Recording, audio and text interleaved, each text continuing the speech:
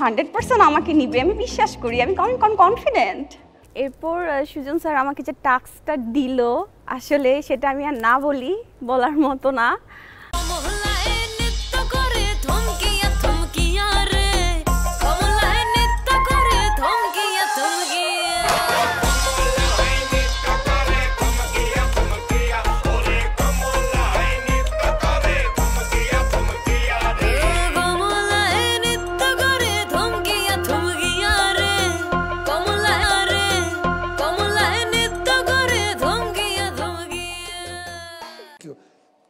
বলেন সুজন ভাই, আর কিছু দেখবেন? আমার তো দেখা হয়ে গেছে, প্রচুর সাহস, প্রচুর কনফিডেন্স। থ্যাংক ইউ ভাইয়া। নাও স্বপ্ন দেখার দিন এসেছে, স্বপ্ন দেখার বার ভিড় কেটে। গ্রিন কার্ড নিয়ে বাসায় ফিরলাম, দেন নেক্সট ডে আবার আমাকে কল করা হলো, এবার যুদ্ধ হচ্ছে স্টার কার্ড। সো সেদিন যাওয়ার পরই আমাকে হচ্ছে একটা পেপারস ধরিয়ে দিল, সেখানে হচ্ছে 5টা মনোলগ ছিল, সেখান থেকে আমাকে 2টা মনোলগ চুজ করতে বলল। বলো নিজের নাম ছোট্ট করে একটু ব্যাকগ্রাউন্ড বলো। আমি মরিয়ম আক্তার মৌ, আমি সলিমুল্লাহ ইউনিভার্সিটি থেকে রিসেন্টলি এইচএসসি দিলাম। ইউনিভার্সিটি থেকে এইচএসসি? Salimullah university college.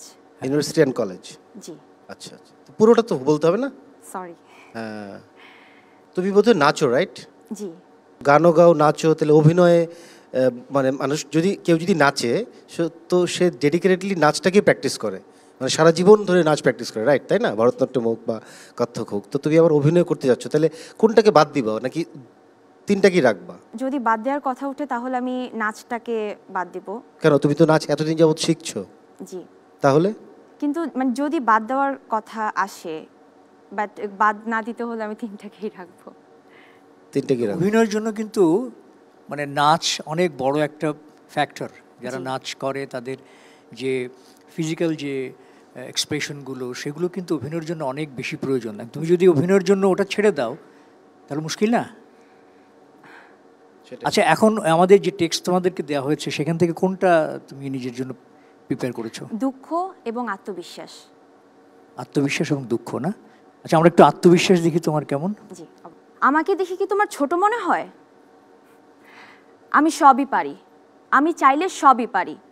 শোনো, তোমাকে একটা কথা বলছি, মানুষ চাইলে এমন কিছু নেই যে পারে না, মানুষ চাইলে সবই পারে। হ্যাঁ, কন্টিনিউ করো, অসুবিধা নেই। এরপরে যেটা মনে আসছে সেটা বলো।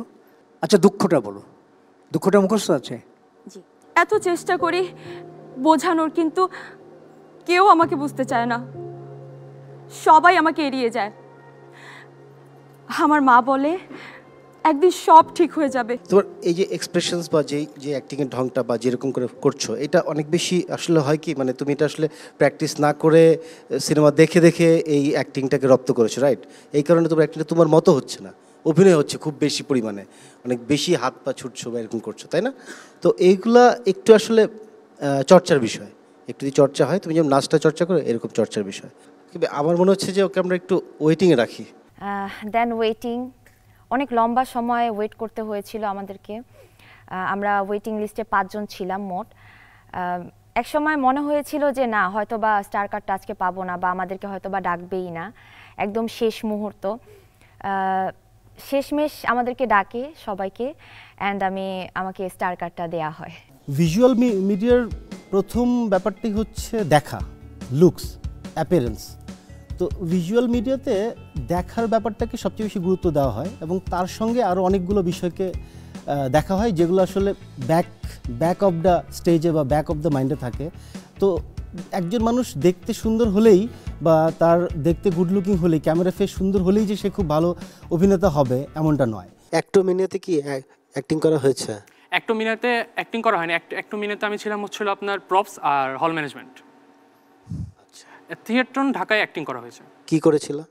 ওটা একটা